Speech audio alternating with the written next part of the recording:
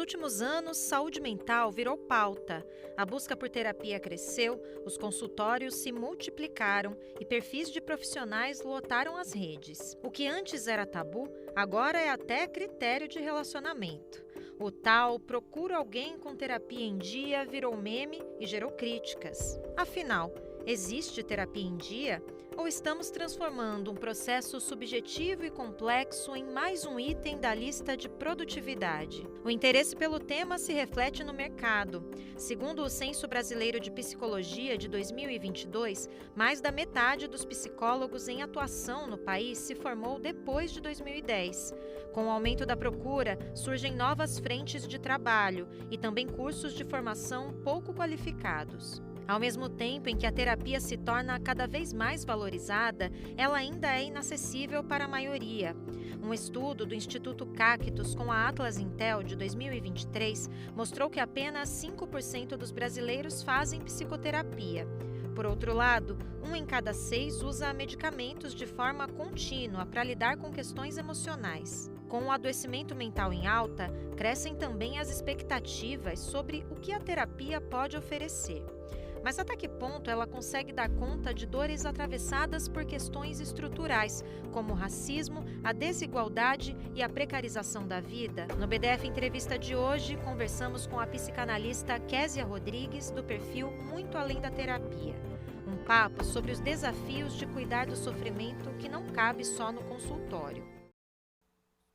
Olá, eu sou Luana Ibelli e este é o BDF Entrevista. Muito obrigada pela tua companhia em mais um programa e vamos para essa conversa que hoje a gente recebe aqui a Késia Rodrigues, do perfil Muito Além da Terapia, que eu acompanho e gosto bastante. Késia, obrigada pela companhia hoje.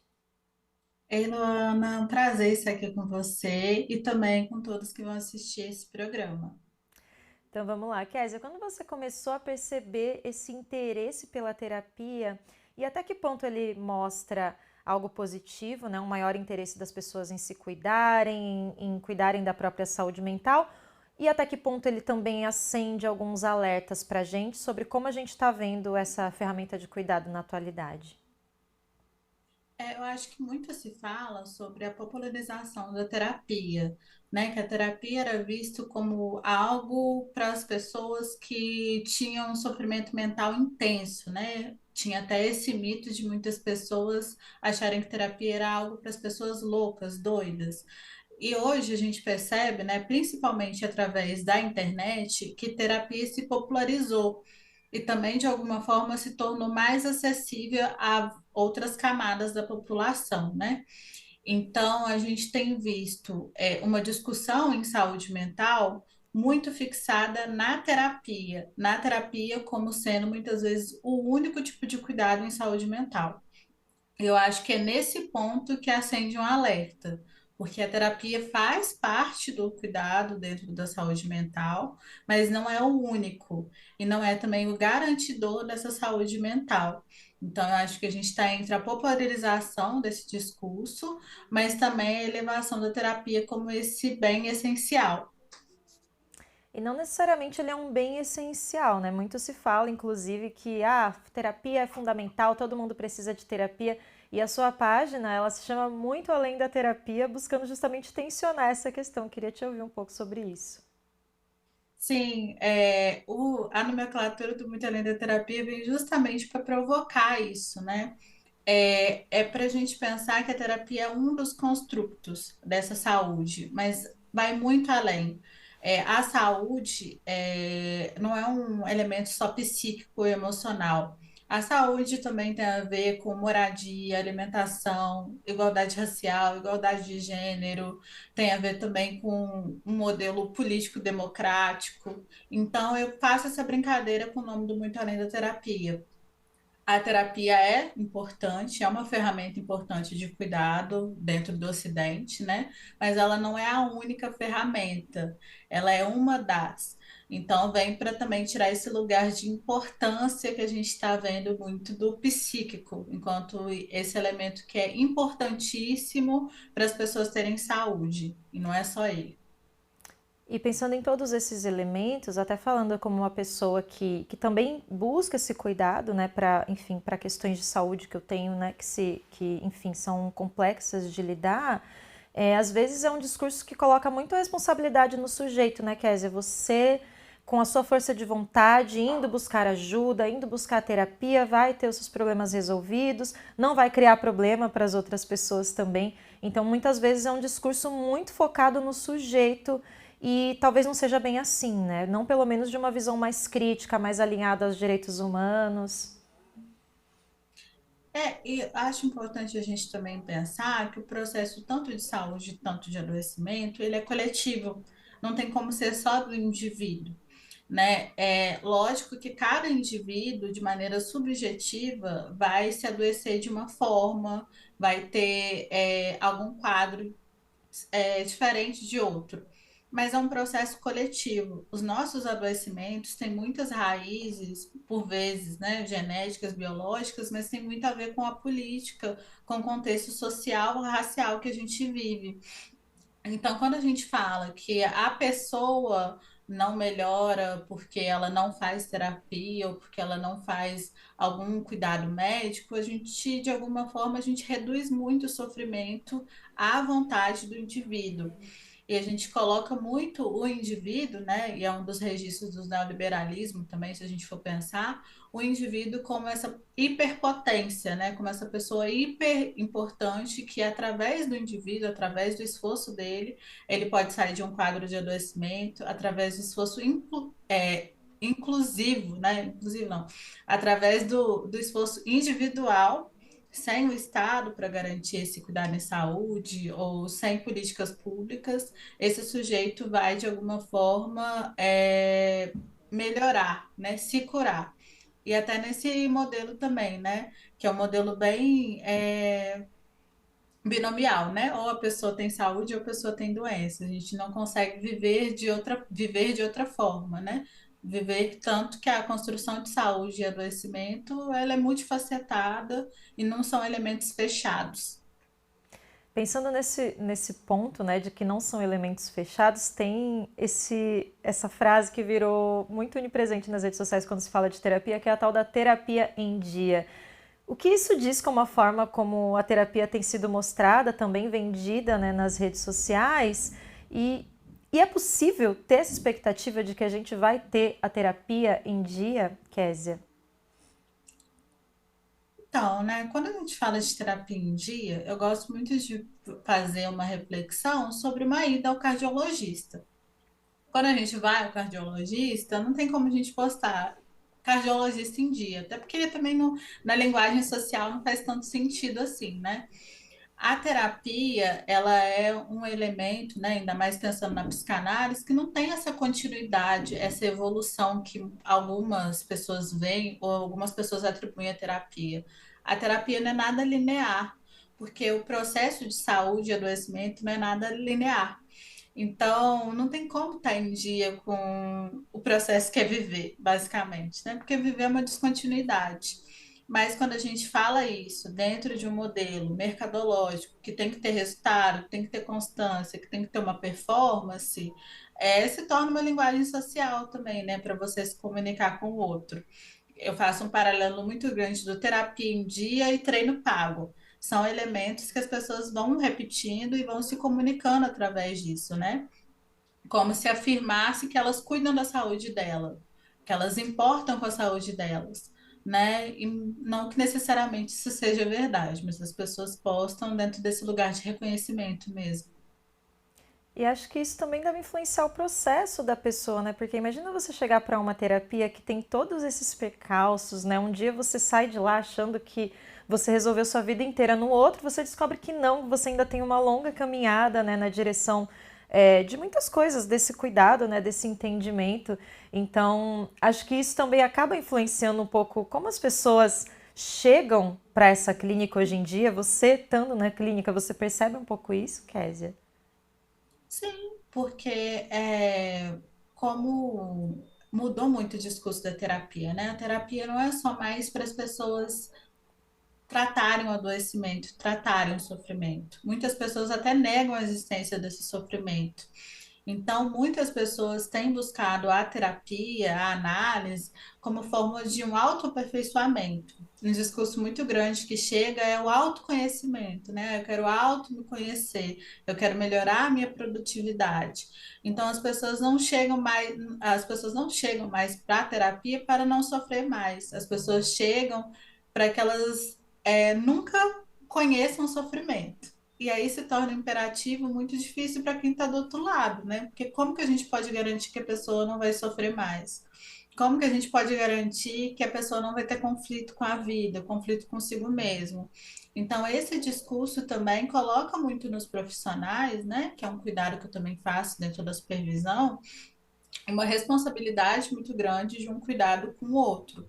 E um cuidado que nem a gente tem, né? Porque não tem garantia que a gente não vai sofrer, não tem garantias também que o efeito analítico vai trazer melhora para o sintoma.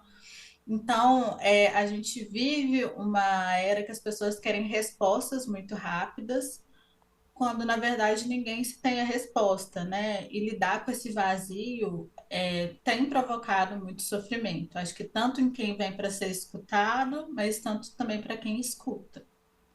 E para além dessa coisa da expectativa de se autoconhecer, eu vejo também um discurso muito associado, né, tanto das pessoas que procuram, quanto de quem exige que alguém vá para a terapia, de que a terapia vá deixar essa pessoa ser melhor. Ou seja, você é uma pessoa ruim, você é uma pessoa com questões, e você vai para a terapia para ser consertado. Então, o que a gente pode dizer também, Kézia, desse valor moral, dessa atribuição moral da terapia como uma ferramenta de consertar alguém, consertar um caráter, transformar aquela pessoa em uma expectativa de alguém melhor? O Foucault já falou dessa sociedade do controle, né? Desse vigiar e da terapia entrando dentro desse lugar do conserto. E é muito contraditório, né? Porque a gente também vive uma discussão de diversidade, de não ser algo tão fechado.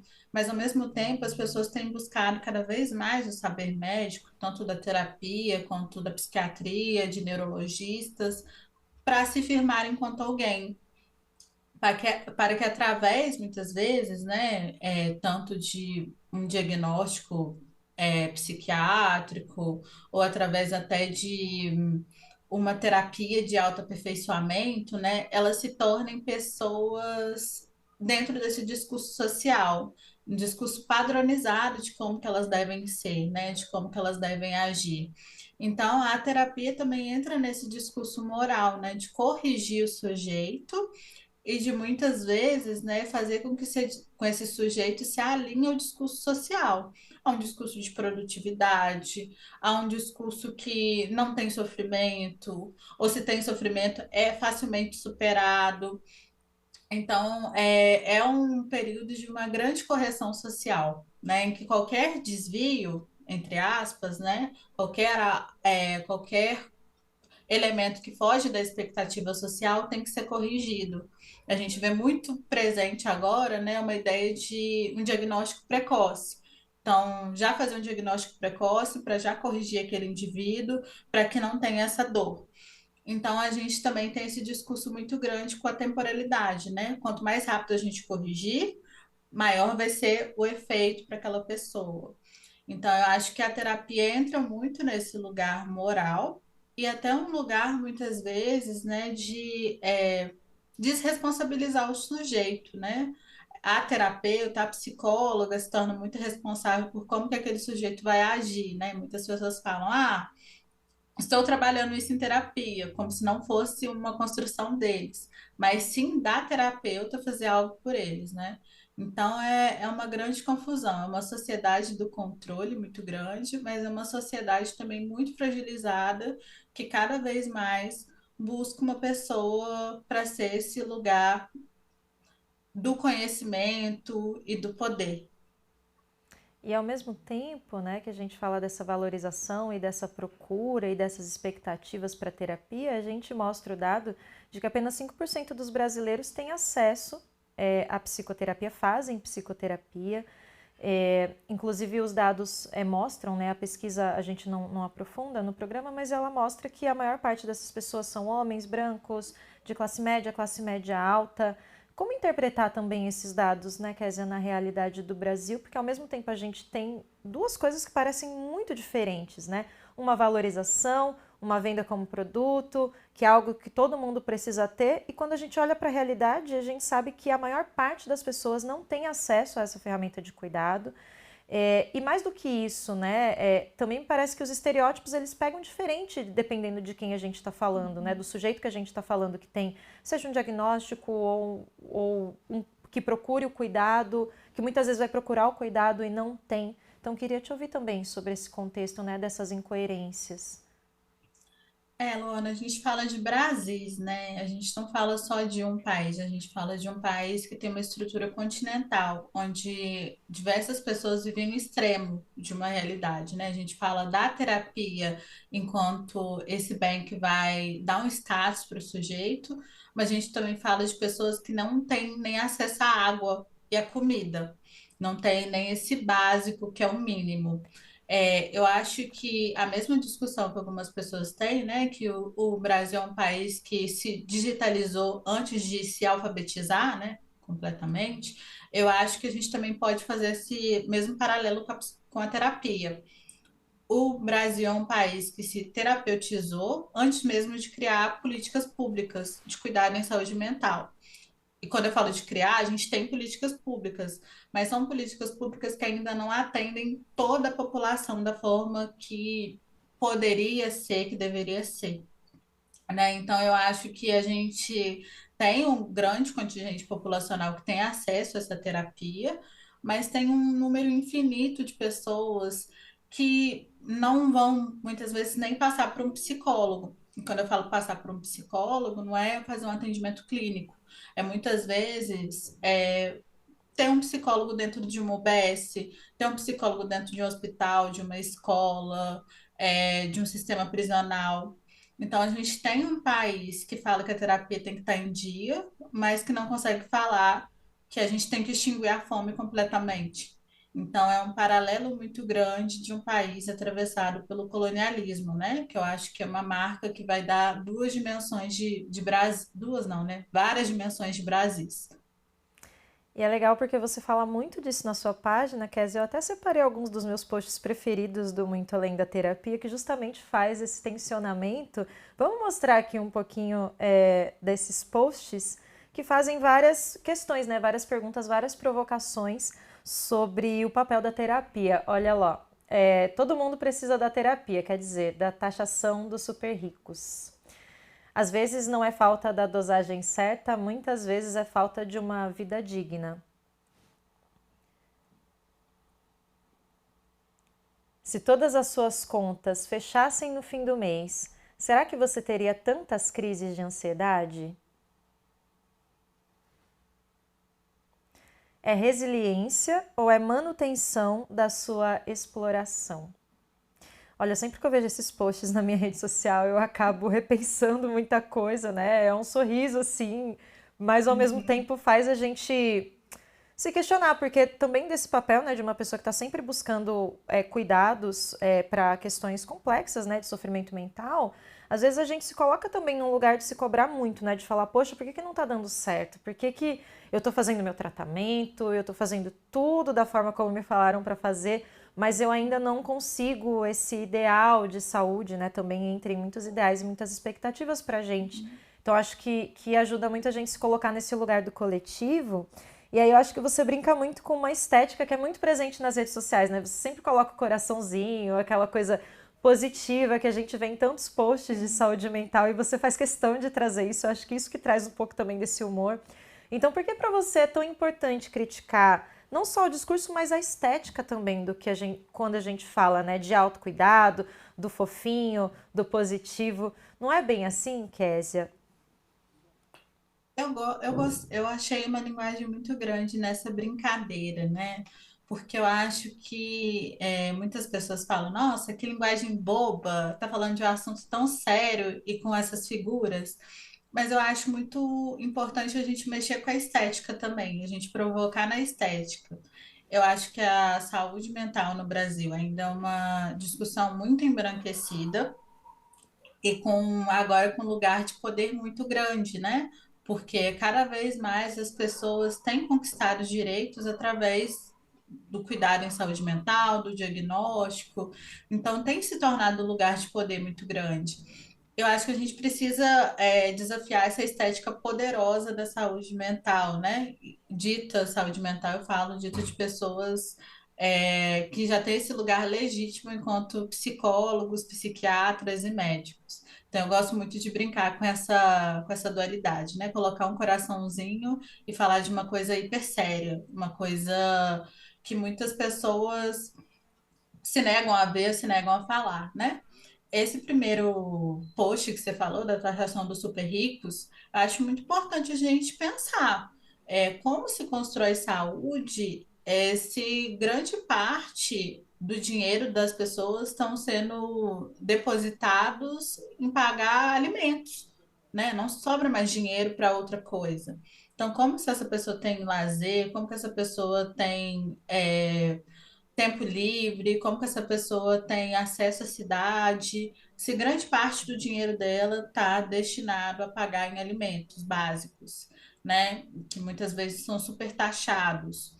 Então, eu acho muito importante a gente também fazer essa discussão de forma lúdica para chamar a atenção das pessoas e para colocar isso também em pauta. Porque muitas vezes fica um texto, né, ou uma forma de falar muito acadêmica que afasta as pessoas, né? Então eu acho que a gente também tem que ter uma disputa na estética, uma disputa na atenção e no imaginário das pessoas. E essa foi uma forma que eu me localizei para conseguir falar sobre isso, né? Para cutucar, para chamar atenção e para convocar para discussão. Em algum momento na sua trajetória você teve que mudar algo, assim? Tinha algo que você pensava lá no começo que você mudou conforme você foi estudando, conforme você foi misturando as suas próprias vivências, né, como uma mulher negra também, a partir do momento que você se torna psicóloga e você sentiu necessidade de mudar, né, de trajetória para que isso fizesse mais sentido na realidade das pessoas? Porque é isso, né? Eu vejo muitos psicólogos, né, de uma forma geral, até muito angustiados muitas vezes nas próprias redes sociais porque se deparam com a realidade das pessoas e falam: como que eu posso mudar isso? Será que existe também essa expectativa às vezes de mudança? Como que você lidou com essas questões ao longo da sua trajetória? Eu falo, Luana, que para eu me tornar uma psicóloga clínica foi muito importante estar na rua, estar no território, né? Então, eu tenho uma passagem muito importante dentro de uma política pública aqui de Minas Gerais, que é de onde que eu falo, no Serviço de Prevenção à Criminalidade, que eu fiz no território da minha cidade. E aí que eu aprendi que não tem como eu salvar ninguém. E que as pessoas também não precisam de salvação, né? As pessoas já têm a sua saída, elas já fazem a sua saída e cabe a mim escutar e aprender com elas. Então, eu acho que tem um perfil ainda da psicologia, né, que muitas pessoas pensam no perfil de salvadorismo. E aí que a terapia também entra dessa forma perigosa, de muitas pessoas acham que através da terapia elas vão mudar a vida de uma pessoa. E a terapia é só um elemento, né? O cuidado terapêutico é um elemento, não vai provocar essa mudança tão grande que muitas pessoas idealizam.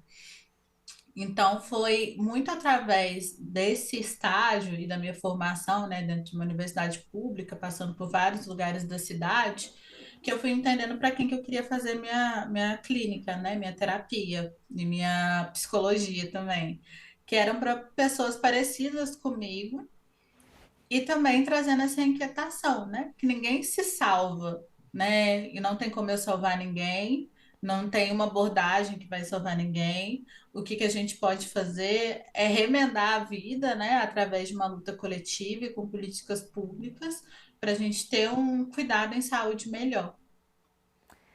Pensando nisso também, Kézia, eu queria te ouvir sobre, já que a gente está falando do que é a terapia e das expectativas para a terapia, o que esperar da terapia, né? E o que ela definitivamente não é capaz de fazer. Olha, eu acho que é esperar provocação. sabe? E a provocação até sobre o estilo de vida que a gente tem, né? Eu tenho pensado muito, não só enquanto pessoa que trabalha com a terapia, mas como pessoa que faz também a análise, né, pessoal, o quanto dessa provocação, dessa aceleração que a gente tem com a vida, né? Que a gente tem que ter tudo, que a gente tem que conquistar, que a gente tem que melhorar, que a gente tem que evoluir. E a terapia tem sido um lugar para me sensibilizar muito desse ponto, né? Eu também tenho trabalhado muito isso com as pessoas que eu escuto. Que vida melhor é essa que a gente busca? O que que de fato a gente quer? Qual que é de fato o nosso desejo, né? Então, eu acredito muito na terapia enquanto lugar para apontar para o desejo e para também, de alguma forma, eu não gosto muito de canalizar, essa expressão de canalizar a raiva, mas de direcionar a raiva para quem ela realmente merece. Que eu acho que a raiva também é um fenômeno muito importante que a gente tem visto, né? Tanto na política, as pessoas têm se comunicado muito através da raiva e do ressentimento. Eu acredito muito na terapia, principalmente na psicanálise, né, nesse lugar político, para mobilizar também a raiva das pessoas para o alvo minimamente, eu não gosto muito da expressão correta, mas um alvo que faça sentido para elas. É, porque muitas vezes a gente direciona pra gente, né? Olha, eu não tô conseguindo resolver o meu problema, eu não tô conseguindo me curar. Quando você tem todo um contexto que contribui para isso, né, Kézia? E aí você faz vários posts, inclusive eu já vi, né, mais de um falando sobre essa questão da raiva, né? Porque muitas vezes a gente tenta reprimir essa raiva, a raiva sempre colocada como um transtorno necessariamente, como algo que precisa intervir. E você fala justamente não, nem sempre o contrário, né? Óbvio que a gente está falando de níveis aí, mas que a raiva ela também tem uma função dentro desse sistema que a gente vive que não é nada fácil, né? E que acaba justamente tirando o foco de coisas muito importantes que a gente precisaria prestar atenção. A raiva também está no lugar da agência, né, daquela pessoa. A raiva também coloca uma barreira de até onde a pessoa vai lidar com aquela exploração, até onde a pessoa vai lidar com aquele sistema. E a raiva é algo que captura muito as pessoas, né? A gente tem um discurso político extremista que consegue comunicar muito bem com o ressentimento, com a raiva das pessoas. E a partir do momento que a gente não canaliza, né, a nossa raiva e a gente coloca uma pessoa que tem a raiva muito bem verbalizada e articulada para ser nosso representante político, a gente vê esse desmonte que a gente está enxergando hoje, né? Um desmonte de políticas públicas, um desmonte da natureza, e a gente fica ainda mais, de alguma forma, vulnerável, né, a nossa própria destruição. Bem importante isso, porque você falou da raiva e tem um outro conceito que você sempre também traz nas suas provocações, que é a questão da resiliência, que também é um termo muito utilizado no discurso de saúde mental das redes sociais, como algo positivo. Eu mesma fazendo post sobre isso, já falei muito sobre resiliência, me identificava até começar a me provocar também nesse lugar. Então eu queria te ouvir o que mais aparece hoje em dia associado à resiliência e quais são as preocupações também em relação a esse termo, como ele pode, de repente, às vezes, facilitar ou legitimar a exploração que existe? Sim, a resiliência está muito dentro do construto da psicologia positiva, né? Uma psicologia estadunidense, que de alguma forma vem nesse lugar do aperfeiçoamento. Quando a gente coloca esses ingredientes emocionais acima de tudo, né? Que é mais ou menos a maneira da psicologia positiva se impor, a gente passa a olhar mais uma vez o indivíduo como responsável único pelo seu bem-estar. Ou seja, a questão não é só que ele está assim porque ele está na faixa da pobreza, é porque ele não foi resiliente bastante, né? E aí a gente incorpora nesse indivíduo a responsabilidade por esse bem-estar mental, mas também por esse bem-estar da vida dele, né? Então aí não precisa mais do Estado fazer alguma coisa sobre ele. É uma questão de resiliência. Ele tem que ser resiliente, ele que tem que ser alguma forma ter um autocontrole, uma inteligência emocional. Então, é uma faceta muito perigosa, porque aí vai colocando o emocional, né, o psíquico acima de tudo. E como se dependesse meramente do sujeito desenvolver aquela resiliência. E algo que eu gosto muito de falar, né, que quem é resiliente são objetos, não são pessoas, né? A mesma coisa também que um termo de baixa manutenção. As pessoas não precisam de manutenção, né? As pessoas precisam de relação. Então, de alguma forma também, esses termos positivistas, como resiliência, inteligência emocional, autocontrole, vão colocando no indivíduo a responsabilidade pela supressão da sua raiva e por aquilo que é negativo, né? Seja a raiva, o medo, a inveja e outros pensamentos, né, que as religiosidades cristãs judaicas colocam dentro do registro do negativo que tem que ser evitado. Nesse sentido, você acha que há um uso bastante neoliberal da terapia, ou do que se imagina que seja terapia, para conformar os sujeitos ali numa situação que a gente não deveria aceitar, né, no fim das contas? Com certeza, assim, né? A terapia, tem muitos terapeutas que estão de braços dados com empresários, com aperfeiçoamento, com uma padronização do estilo de vida daquele indivíduo. E quando a gente fala em indivíduo, a gente tem falado de terapias que atingem cada vez mais crianças, né? Que estão nesse modelo de correção e de supressão daquilo que é visto como negativo. Então, como você falou, né, tem um lugar muito moralizante hoje dentro da psicologia, muito dentro da saúde mental, de correção daquele indivíduo. Nas décadas passadas, né, a gente aprisionava essas pessoas para que a gente não pudesse vê-las, seja em instituições psiquiátricas, manicômios. Hoje a gente ainda faz isso também com comunidades terapêuticas, mas hoje, como é muito difícil aprisionar esse contingente muito grande de pessoas, a gente tenta corrigir dentro da vida social. Então, qualquer aparato de anormalidade, de diferença, a gente tenta corrigir, dar um nome e, de alguma forma, né, consertar aquilo. Então, com certeza, tem um lado muito neoliberal em várias abordagens, não abordagens em si, né, mas em vários profissionais que utilizam de abordagens para consertar aquele indivíduo. E pensando um pouco no sentido da página, né, e das suas vivências por trazer todas essas questões, eu já vi muitos comentários, né, que acabam às vezes ali trazendo para um lado de será que você é contra a terapia? Você está indo contra a sua própria categoria? Imagino que você deve ouvir bastante isso. E aí eu te pergunto, né, qual que é a diferença de não esvaziar a terapia e ser contra a terapia em si? Luana, eu acho que, né, não só da terapia, mas nós mesmos, a gente tem que tirar esse lugar da essencialização, de colocar como uma única forma de cuidado que vai resolver a vida de todo mundo. Então, sempre quando chega essa questão de todos precisam de terapia, ou a nossa geração está assim porque nossos pais não fizeram terapia, eu vou me questionando muito nisso, né? Que lugar é ideal que a gente está colocando a terapia, como esse lugar que vai solucionar magicamente todos os problemas do mundo. Eu acho que a gente tem que pensar criticamente isso, principalmente, né, nós que somos profissionais em saúde mental, porque senão a gente também vive numa utopia, como se a terapia fosse resolver todos os problemas do mundo e como se fosse num lugar essencial para todos. Eu tenho uma pauta muito importante que é essencial para todos terem acesso ao cuidado em saúde mental.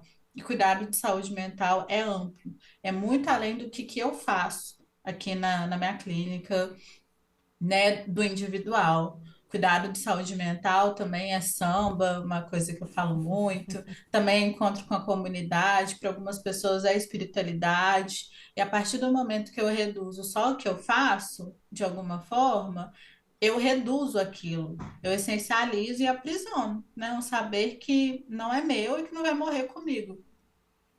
Pois é, e aí pensando em todos esses aspectos, né, é muito difícil a gente olhar para a realidade das pessoas e ver que justamente aquelas que não têm acesso a tudo isso, né, a tudo que a gente precisa para ter uma vida digna, são justamente aquelas mais vulneráveis. E é justamente esse assunto que eu queria entrar agora, sobre o impacto das desigualdades na saúde mental das pessoas. Vamos ver. Pouca qualidade de vida, falta de acesso a tratamento. Em um contexto social marcado pela desigualdade, populações vulneráveis estão mais expostas ao sofrimento mental. Entre os indígenas, a proporção de suicídios é 2,7 vezes maior do que na população geral. Os dados são de levantamento feito em parceria por pesquisadores da Fiocruz e da Universidade de Harvard. O estudo também mostra que 64% dos suicídios entre indígenas foram cometidos por jovens de até 24 anos e que os estados com taxas mais elevadas são Mato Grosso do Sul e Amazonas. Um outro levantamento, feito pelo Centro de Informações sobre Saúde e Álcool, revelou que a população negra é a mais atingida pelas mortes atribuídas ao uso de álcool no Brasil. E quando a questão racial se une à questão de gênero, o cenário é ainda mais preocupante. Entre as mulheres, 72% dos óbitos por transtornos mentais e comportamentais devidos ao uso de álcool ocorrem entre pretas e pardas. Como os serviços de saúde pública podem lidar com estes problemas? Quais ações precisam ser tomadas para lidar de forma coletiva e estrutural com as desigualdades que afetam a saúde mental do brasileiro? Os dados revelam aí uma realidade muito dura, muito difícil de lidar e de encarar, né, Kézia? Nesse sentido, você acha que as políticas públicas de saúde mental no Brasil têm conseguido aí lidar de forma adequada com tanto essas questões raciais quanto territoriais? Não, Luana, eu acho que, principalmente, né, pegando a reforma psiquiátrica, que foi um marcador da construção de saúde mental no Brasil, né, enquanto política pública, deixou uma lacuna muito aberta em pensar em racialidades e territorialidades. Né, quando a gente pega esses índices da população indígena, a gente tem que lembrar que, mais uma vez, né, desde esses 500 anos de invasão, que o mundo dessas pessoas está sendo destruído, né? Então, não é um dado de um suicídio comum, vou colocar assim, né? É também uma forma de uma denúncia contra essa violência sistêmica que essa população sofre, né, há anos no Brasil. E eu acho que a gente tem uma falha muito grande em repensar como os diferentes grupos raciais, étnicos, em diferentes territórios, de como que a gente pensa saúde, como que a gente produz saúde, né? Eu acho que a saúde para quem está no Sudeste é muito diferente para a saúde para quem está no Norte, vendo o seu território ser consumido por chamas e desmatamento. Então, eu acho que a gente tem que repensar em todos esses elementos também, não só físicos, mas nessa relação com o território, né? Que produz um país continental. Você consegue falar em termos de ações, Késia, para a gente lidar de forma mais estrutural com a saúde mental dessas populações mais vulneráveis? Luana, eu penso que a saúde mental, né, ela acaba que ela reflete várias políticas, né, mesmo que você não tenha uma intencionalidade direta em produzir efeitos na saúde mental de um grupo. Por exemplo, a gente pode falar os jogos de aposta, que foi uma devastação na saúde mental pública, né? Não só na saúde mental, mas na saúde pública brasileira. Então, a gente tem que pensar também na saúde mental em macros elementos, né? Eu acho que a gente pensar em, por exemplo, na regulamentação de jogos de aposta, é pensar na saúde mental da população preta e indígena do Brasil, a gente pensar na preservação, né, da natureza, do meio ambiente, é pensar na saúde mental desse grupo.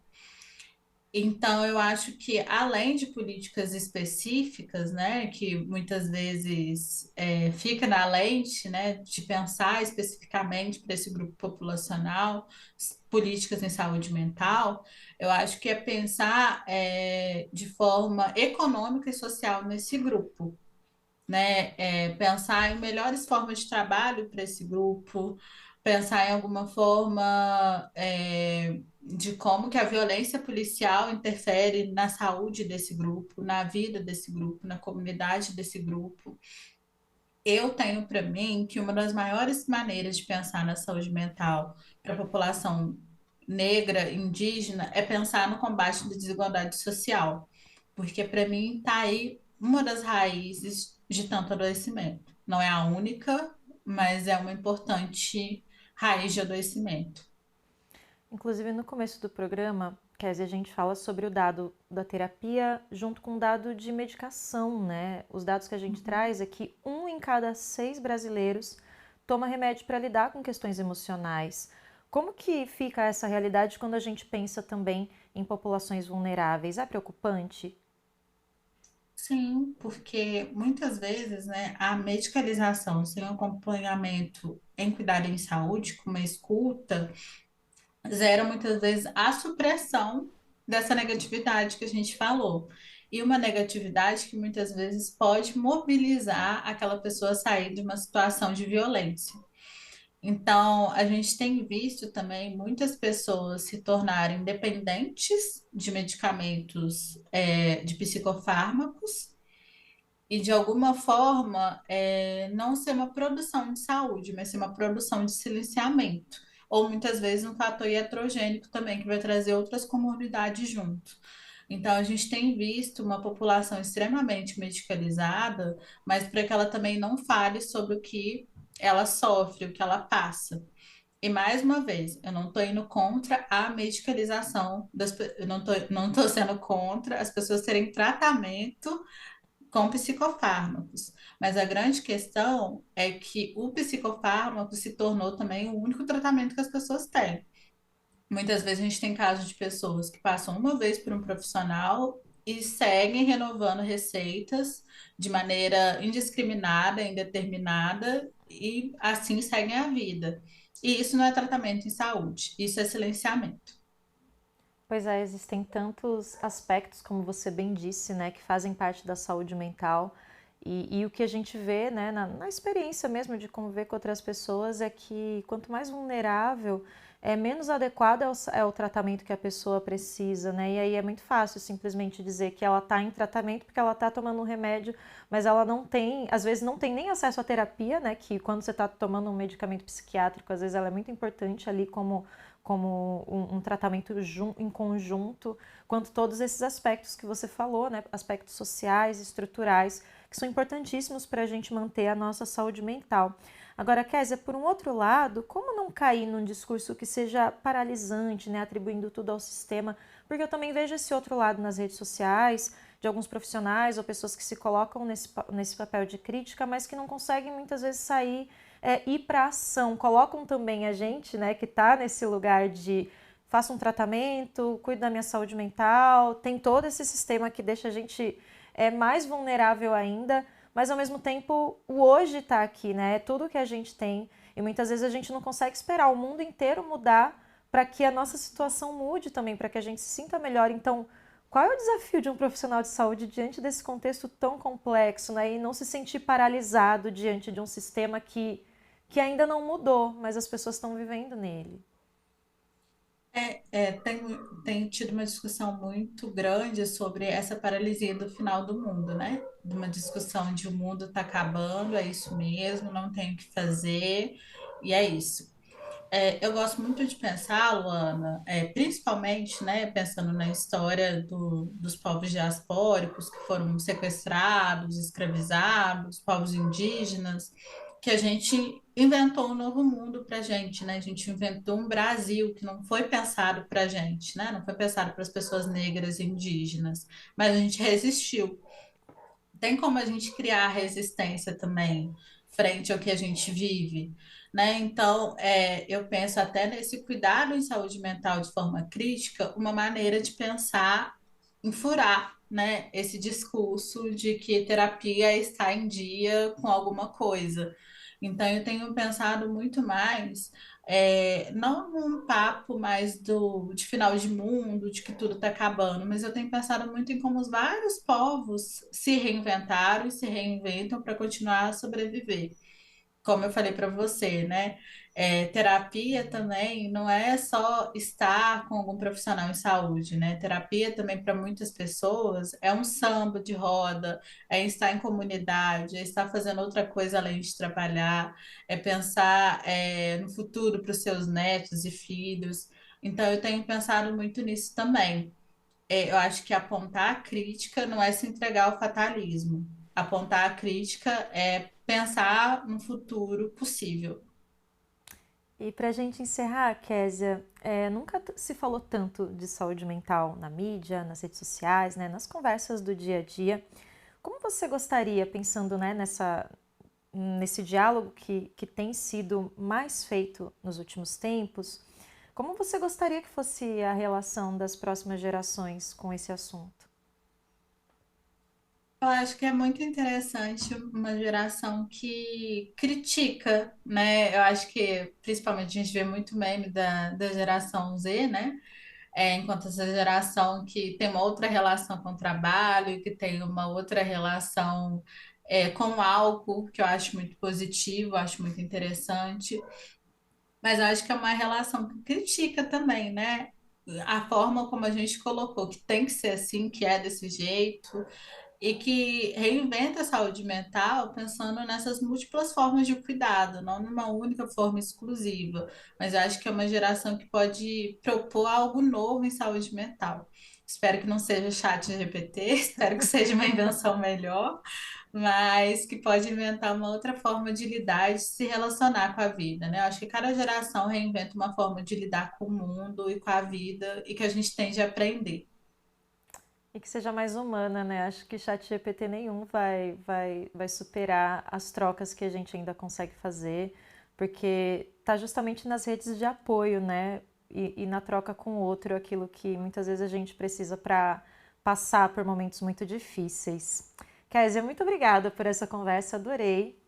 Muito obrigada, parabéns pelo seu trabalho também de trazer essas reflexões tão importantes e até uma próxima. Eu que agradeço pela contribuição e espero também um próximo convite para a gente discutir mais e pensar mais juntas. Isso aí, obrigada. E assim a gente encerra esse BDF Entrevista. Obrigada pela companhia em mais um programa e aproveito para te lembrar que tem BDF Entrevista novo de segunda a sexta, sempre às 7 da noite, tanto no YouTube do Brasil de Fato quanto na Rede TVT. Te vejo numa próxima. Tchau!